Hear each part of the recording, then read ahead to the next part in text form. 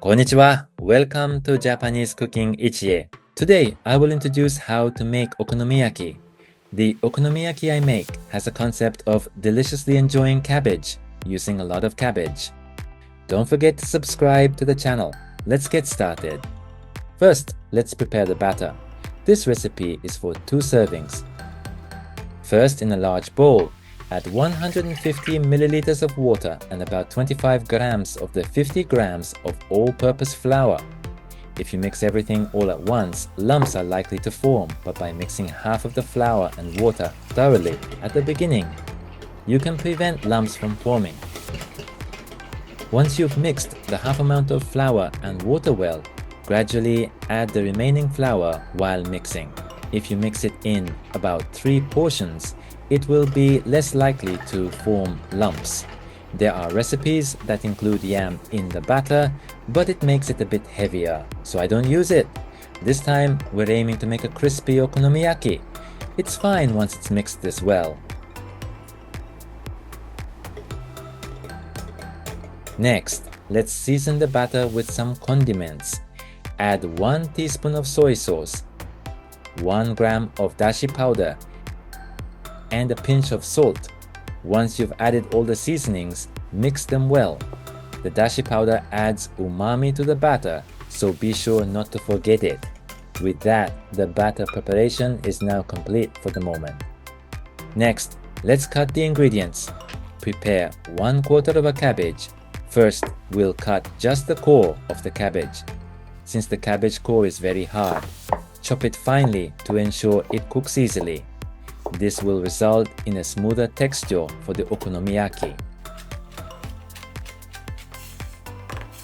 Next, let's cut the leafy part of the cabbage. First, cut it vertically into strips about 1 centimeter wide.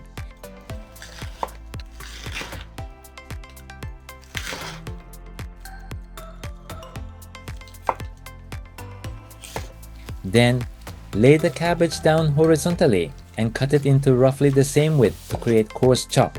Please cut the remaining cabbage in the same way.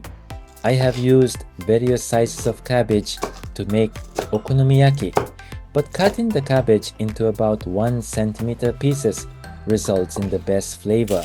This size allows you to experience the texture of the cabbage well and integrates nicely with the batter. Please use this size as a guideline. I recommend using a fairly large bowl, like I do, to avoid spilling the cabbage. Next, prepare 200 grams of thinly sliced pork and cut it. You can cut it to about 10 to 15 centimeters in length. The length of the pork is not that important, so it's fine to estimate. What matters more is the type of pork you choose to cook. Make sure to select thin cuts that have a good amount of fat. Pork belly or pork loin are recommended cuts.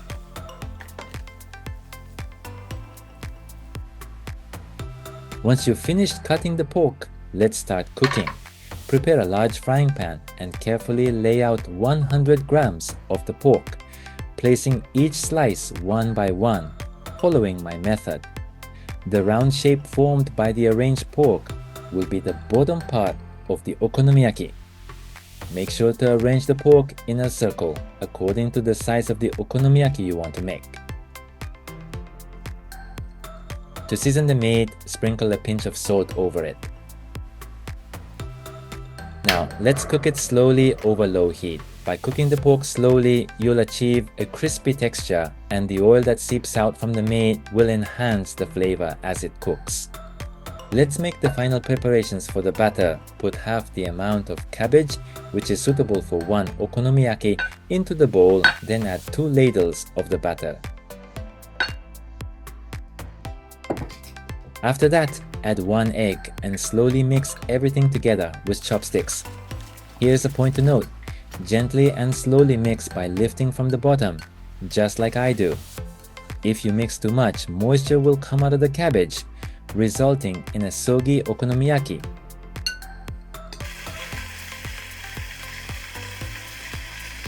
Once the pork is cooked to this point, it's time to pour in the batter. Just before pouring in the batter, give it a little mix, then gently pour it over the pork.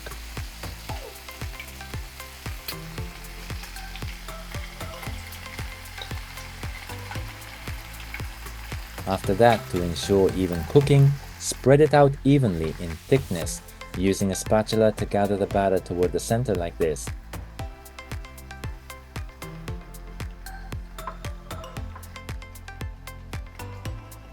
Here's a point to note. To achieve a fluffy okonomiyaki, do not cover it with a lid or press down with the spatula. Cook it without a lid for about 8 minutes over low heat.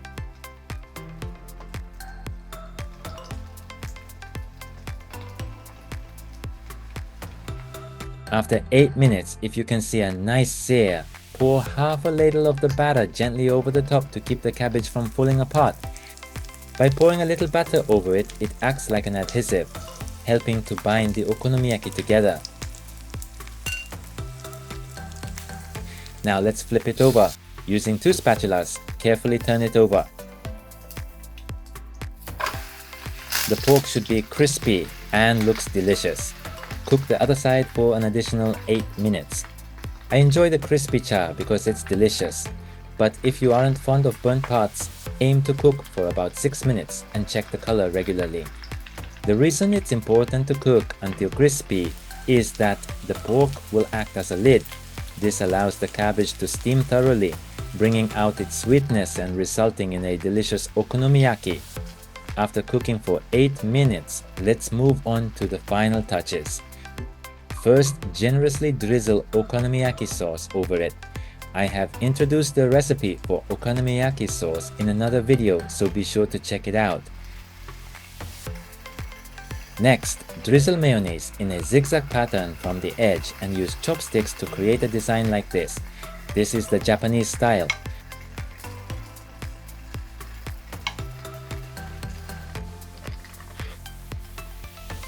I recommend topping it with bonito flakes, aonori, and pickled ginger.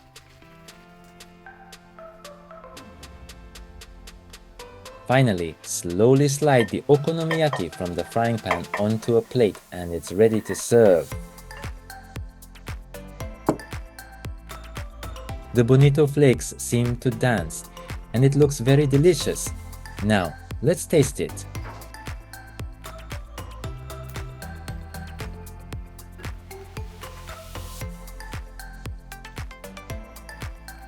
The batter is fluffy and the umami from the dashi is wonderful. With each bite, the sweetness of the cabbage seeps out. It's the best. I hope you are enjoying today's video. If you enjoyed the recipe, please let me know.